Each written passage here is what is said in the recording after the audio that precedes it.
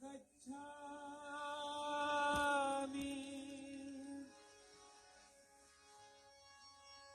घबराए जब मन अनमोल,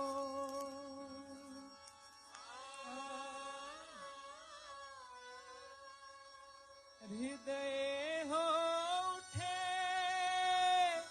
डावाडोल।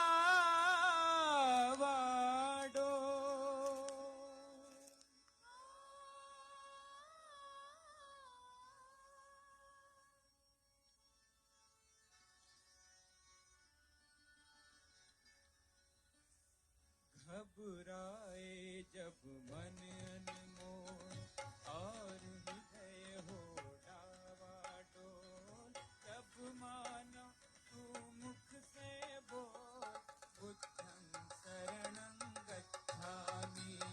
तब मानो तू मुख से बोल बुद्धं शरणं गच्छामि।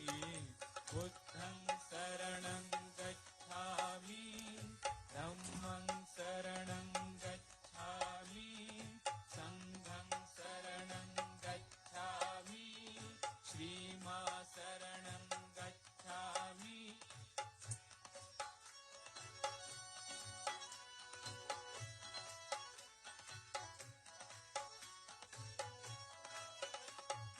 जब अशांति का राग उठे, लाल लहू का फाग उठे। जब अशांति का राग उठे, लाल लहू का फाग उठे। हिंसा की वो आग उठे, मानव में पशु जाग उठे।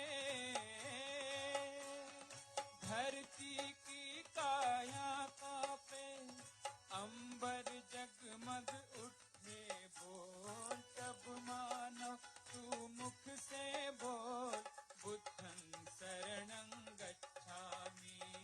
तब मानो तू मुख से बोल बुद्धं शरणं गच्छामि।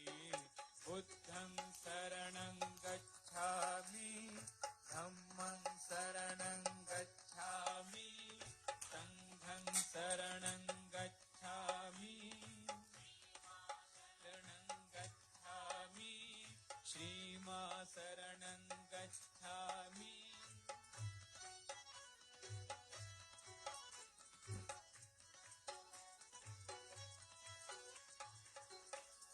जब दुनिया से प्यार उठे,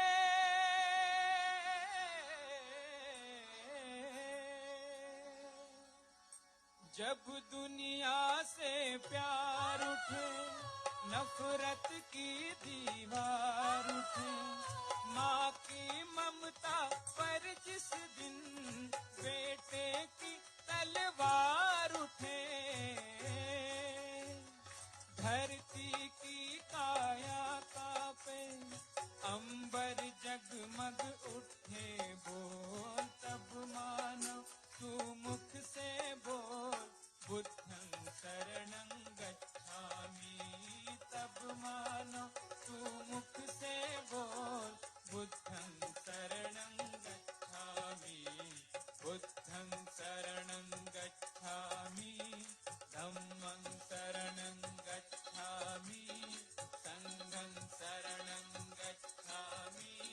श्रीमा शरणं गच्छामि। श्रीमा शरणं गच्छामि।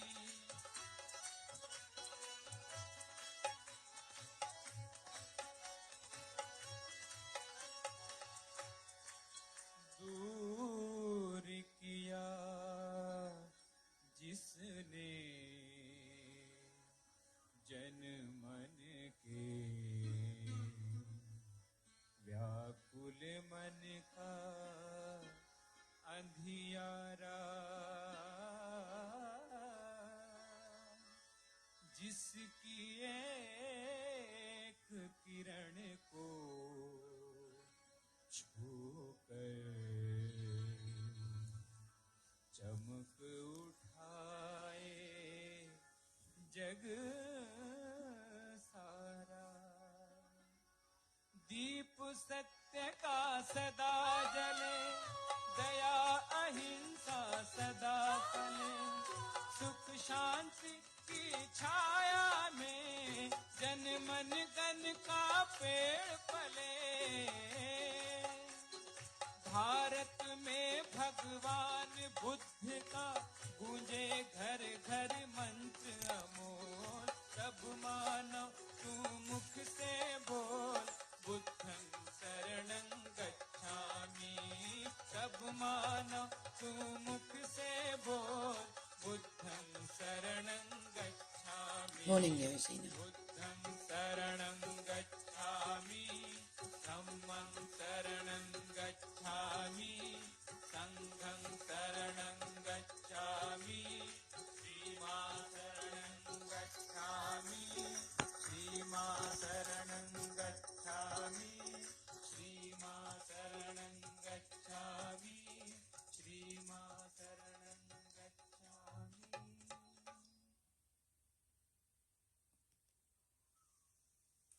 Let's now Namaskar, type our Kundalini and put ourselves into Bandhan with our full attention and Sarastra.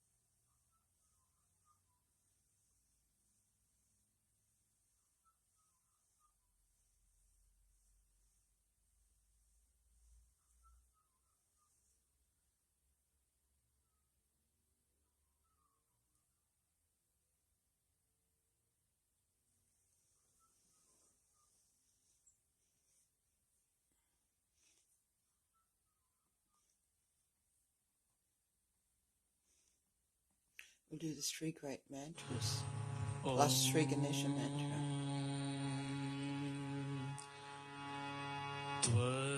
त्वमेव साक्षात्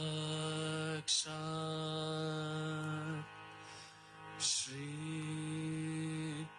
महालक्ष्मी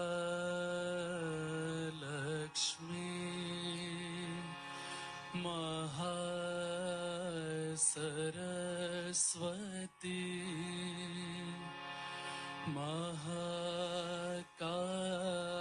महाकाली त्रिगुणात्मिका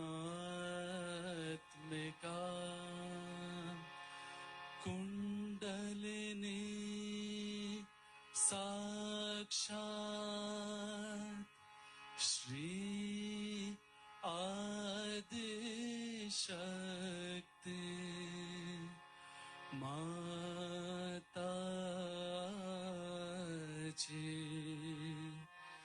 श्री निर्मला देव्यै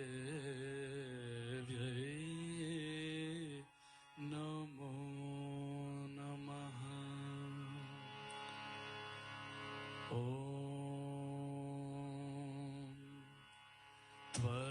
त्वमेव साक्षात् श्री कलकी साक्षात् श्री आदिशक्ति माताजी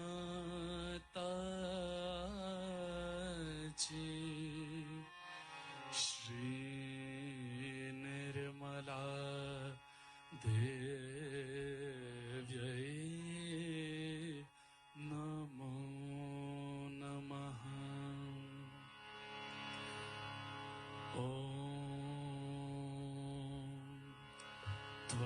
त्वमेव साक्षात् श्री कलकी साक्षात् श्री सहस्रार स्वामिनी प्रदायिने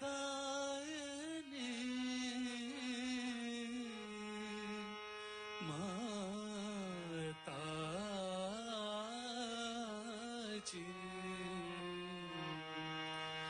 श्री निर्मला देव्यै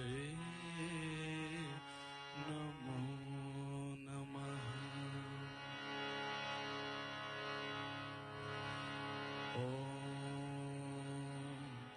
त्वमेव साक्षात् श्री गणेश साक्षात् श्री आदिशक्ति माताजी श्री निर्मला देव्यै नमो नमः।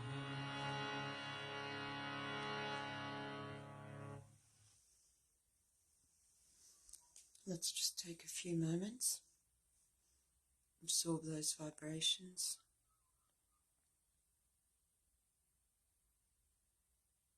And we'll do one mantra to Shri Buddha. Om Tvameva Sakshat Shri Buddha Sakshat Shri Adi Shakti Mataji Shri Nimala Devi Namo Namaha.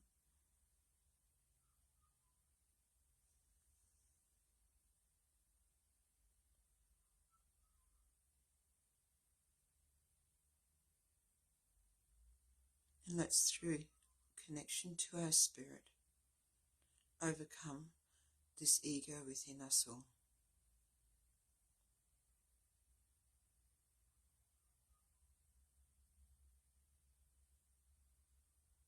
Shri Mataji, let my connection to my spirit be stronger than the I-ness within me.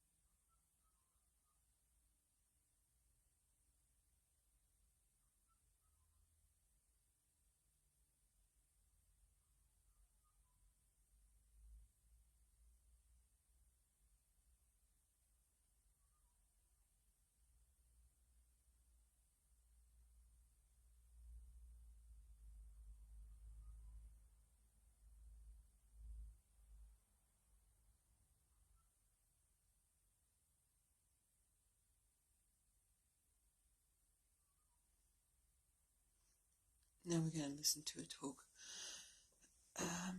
of Shri Buddha. We must, its title, You Must Become Desireless. Give me a sec.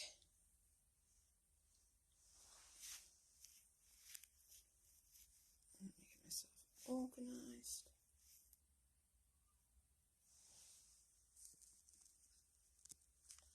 Today we have assembled here to do puja to Buddha. As you know, Buddha was a son of a king. And one day he was shocked to see a very poor man, thin man, walking on the street, very unhappy person.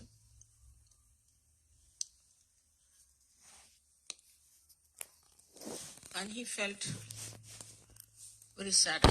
Oops. Then he saw one person who was very sick and about to die. Then he saw a man was dead and people were carrying him to the cremation ground. This all upset him very much. And he started thinking about it and seeking what is the reason for all these happenings in human beings. Firstly, why do they become so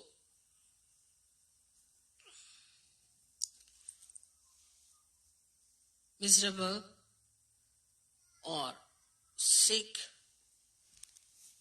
or why do they die so miserably?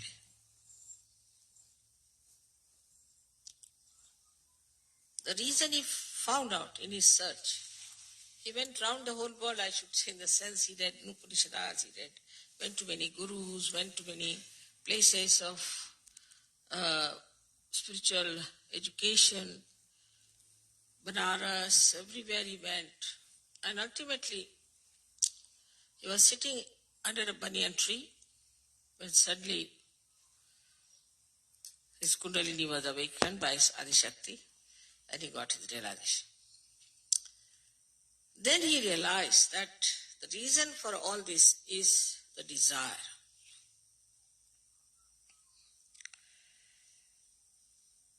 In Sahaja Yoga, we have now understood that all other desires are not pure desires.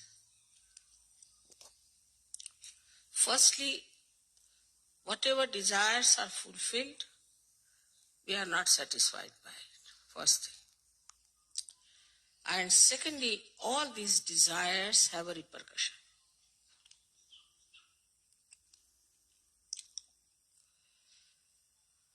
So what is the pure desire that you all know is the Kundalini. Kundalini is the power of pure desire which fulfills your pure desire to be the spirit, to be Buddha, to be enlightened. Buddha means a person who is enlightened. So Gautama became Buddha, as you people now have become Sajogis. But because he went through all these various penances, whatever he learned became part and parcel of him. But in Sahaja Yoga, it is all Sahaj. So we always conclude everything that this is after all Sahaj. And when we try to work out anything, we always say, oh, it will work out spontaneously. It's all right. Mother will do for us. This is a common feeling. It's such. So whether to put you all through that long process or to give you realization was a question before me. Because in these days of confusion, there cannot be much time to put you through all which Buddha had gone, and he was one individual. I had to put all of you. That would have been very difficult. I don't know how many would have sustained it. Most of them would have dropped out halfway, or maybe quarter of the way. So, it was done in a Sahaj manner. You did not have to sit in a banyan tree. Ultimately, you got your realization. Your Kundalini was awakened. And you got your enlightenment. But that enlightenment which settled in Buddha is not settled in us because our chakras were not cleansed as he had cleansed his chakras.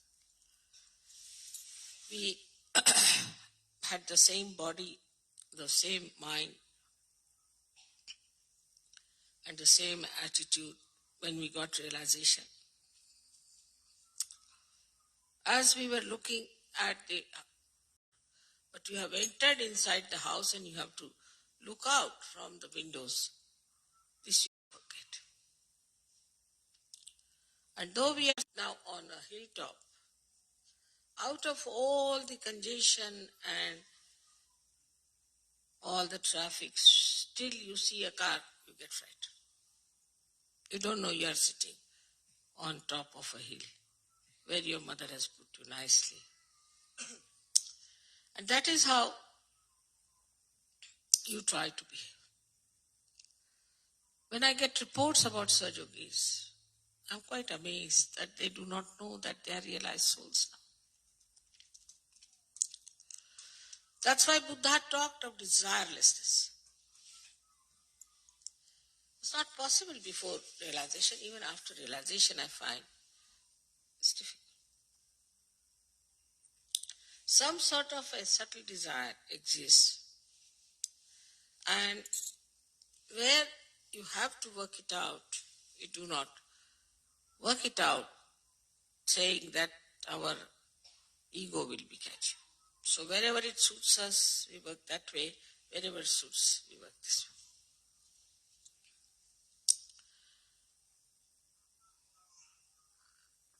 The solution of the whole thing is one, which I found out myself, was this, that it's a collective happening.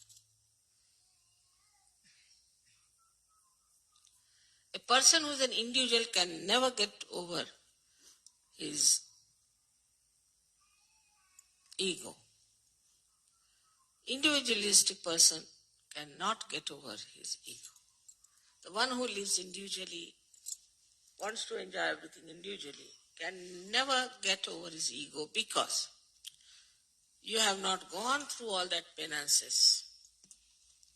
Or else, if you are an individual, then you better go through all these penances and then come back.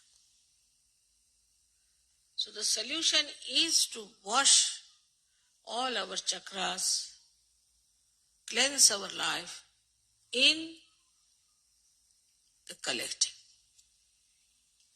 And this is what was the solution of the problem of ego. Formerly, everything worked out individually. Like they had to go to Himalayas, take some guru, then the guru would throw him out, then he'll go to another guru, then work there, then he'll throw it out. Then next life he'll be born again he'll be thrown out. Ultimately, if one guru accepts, all right, well, he's beaten up, he's tortured, he's treated everywhere, hanged up, pressed down. And then, ultimately, if any guru gets nearer to any one individual, he would give him realization. This was the situation. But in Sahaja Yoga, the door is open, anybody can come in. Anybody. Get your realization. Because I have faith in collectivity. Life will definitely give you what Buddha got through his individual efforts. But there also we fail that we do not know how to be collective. Individualism is all the time around us. In every way, we think of individuals. Wherever collectivity has worked, Sahaja Yoga has prospered. And wherever it has not worked, there has been a problem. So it is very important that we should look at ourselves and see for ourselves and see how much collective we are. Do you enjoy collectivity or not? Are you aiming at collectivity or not? As soon as I thought of this Kabela place you have seen, and I thought that I'll make a little ashram there near the river for you. Immediately people said, Mother, is it all right if we buy our own houses here? Immediately. Then what is the purpose?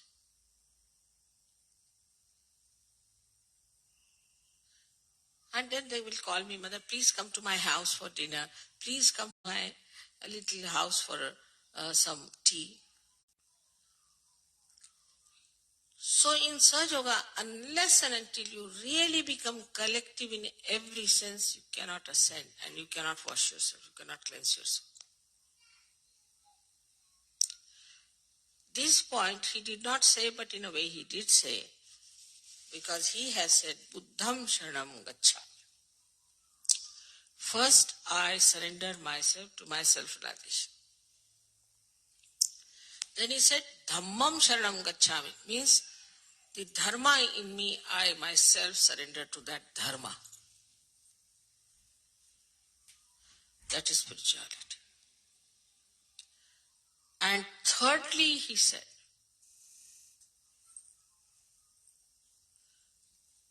Sangam Sharanam Gacchami. Sangha means collectivity. I surrender myself to the collectivity. But he did not know how to give mass realization at that time. So he got hold of disciples who had to shave off their heads, whether you are a queen or a king, who had to wear only one cloth, whether you are a man or who had to have only one mat to sleep in a big hall. No husband and wife, no man. And they had to beg their food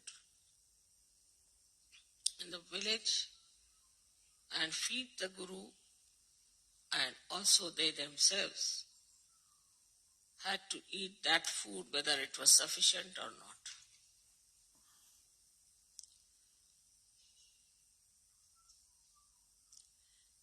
That is not in Sahaja. Everything is enjoyable in Sahaja from the very beginning.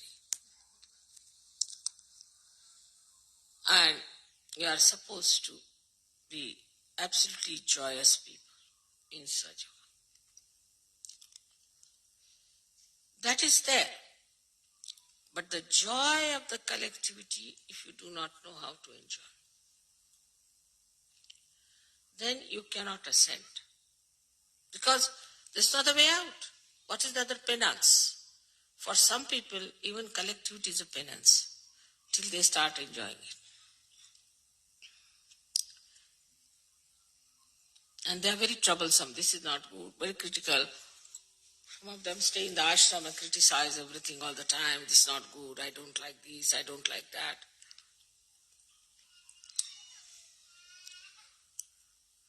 So here, in complete awareness, you cannot be mesmerized. If you are mesmerized, then you can live whatever way you like. But in complete awareness and full understanding, we have to become collective. This is one of the solutions for our cleansing.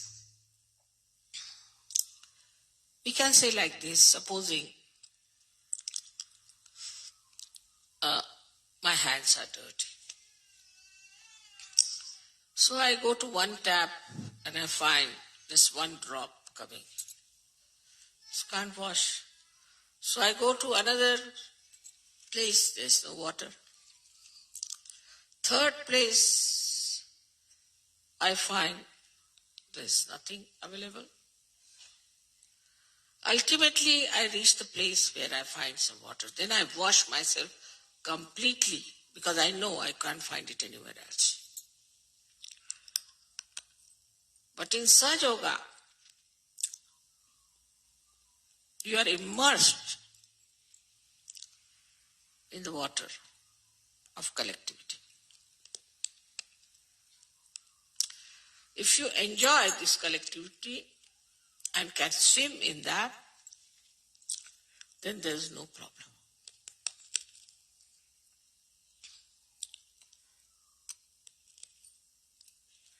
Buddha, as you know, is working on our right side, on our Agya. It's very surprising the deity like him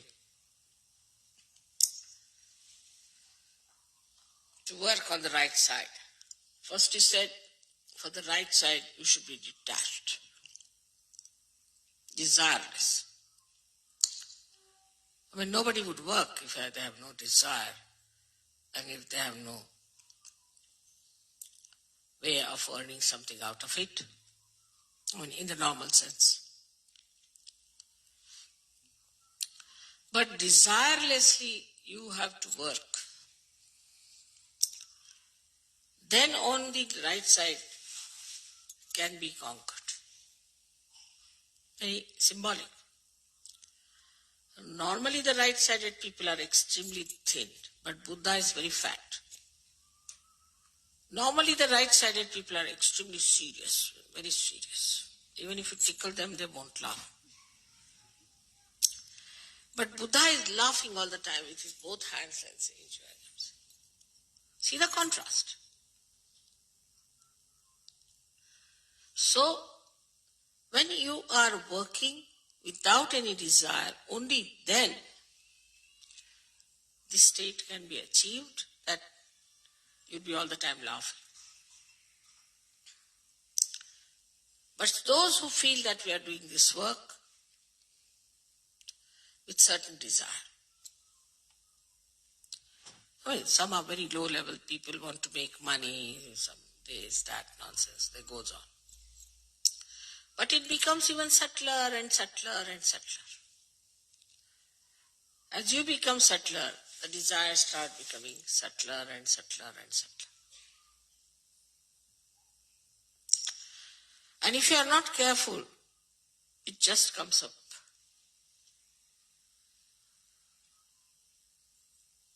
So he is the one who is on the right side placed going to the left side. He is the one who has said that you have to be desireless on the right side. What a contrast. Especially in the West, I have seen people do little bit of... What have they done? I lifted that spoon. With the spoon they sit down.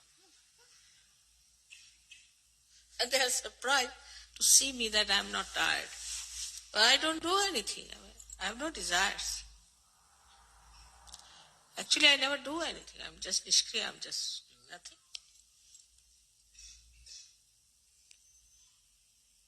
So when you become that instrument, surrendered instrument, when you know you are not doing anything whatsoever,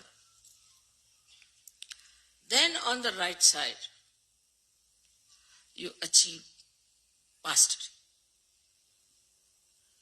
How you achieve mastery? You don't do anything, right? You go to any shop and you get a jackpot without doing anything. You do not desire anything. And suddenly you find, which you have never even thought of is before you, there sits there, available for you. Just have it.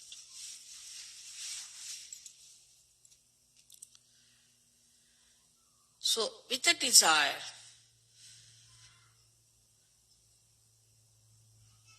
to achieve something when you work out, it also has a reaction.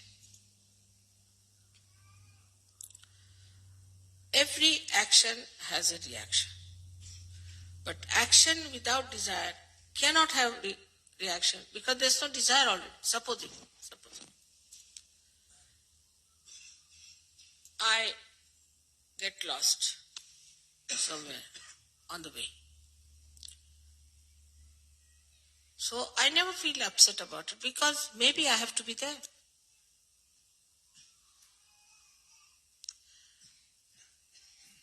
Supposing I want to I have to buy some, say, like a castle ticket.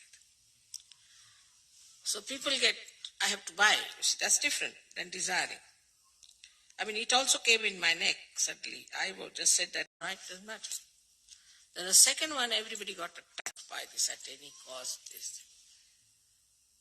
I somehow didn't like the place very much, but I said, all right, let their desire be fulfilled. It so happened that they were all uprooted and they had to buy another one, which they didn't want to buy. And I was very happy about it because I didn't desire anything. And it turned out to be the best.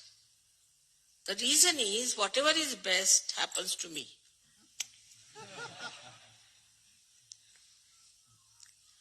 So whatever happens to me, I know is the best. Is all for my good. Is for the good of Sahaja. Now anybody criticizes Sahaja is very, very good, excellent. Like in India, first of all, there was one I'll post this talk after if you wish to continue to listen to it. But now we'll just go back to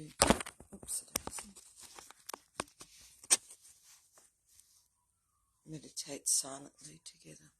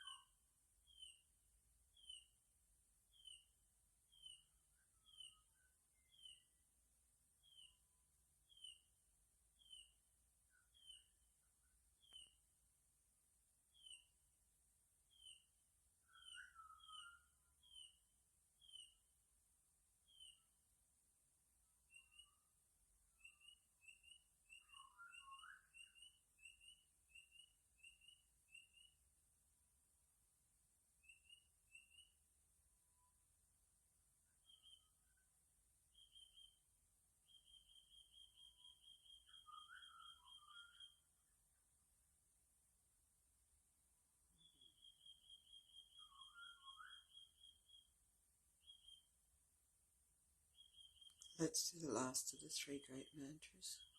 Om Tvameva Sakshan Shri Kalki Sakshan Shri Sahasrara Swamini Moksha Pradaini Mataji Shri Nirmala Devi Namo Namaha.